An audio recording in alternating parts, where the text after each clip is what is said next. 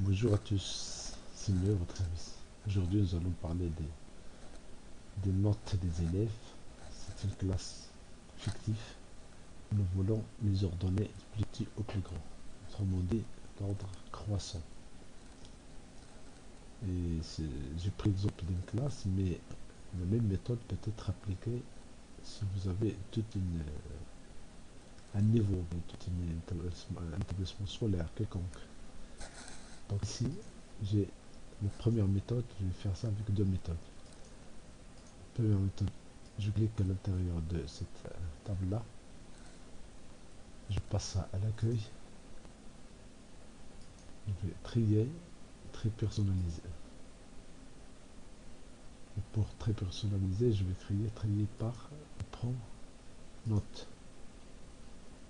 Et je choisis ici du plus petit au plus grand. Ok, voilà,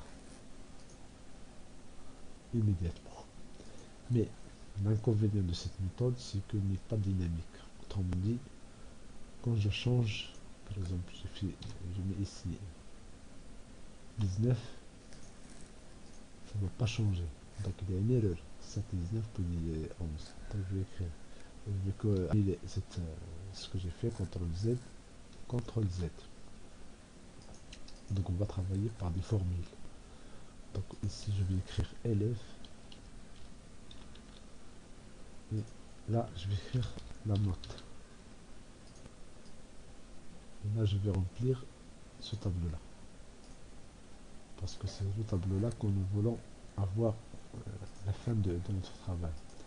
D'abord je vais prendre les notes à l'ordre croissant, autrement dit du plus petit plus grand, donc du 7 à 20. Donc les notes, je vais écrire égal petite valeur, petite point valeur.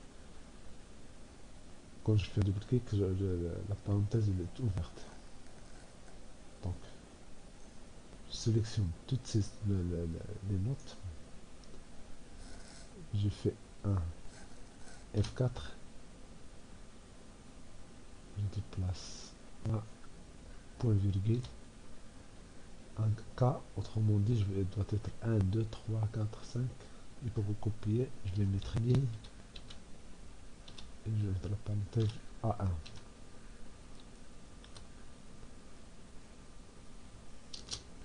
Donc la plus petite c'est 7.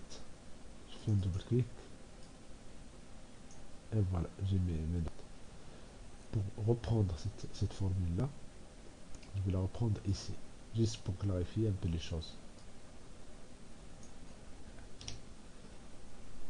Donc je vais écrire égal petite point valeur, déjà là.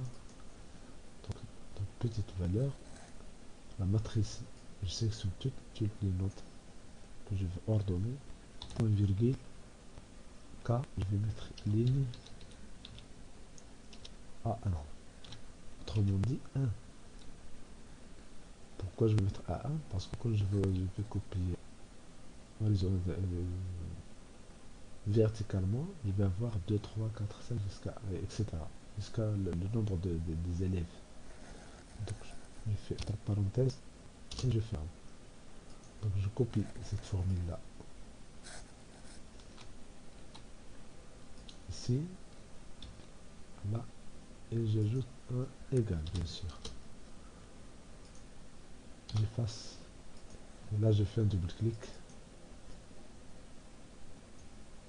Voilà. Mais pourquoi ça ne marche pas?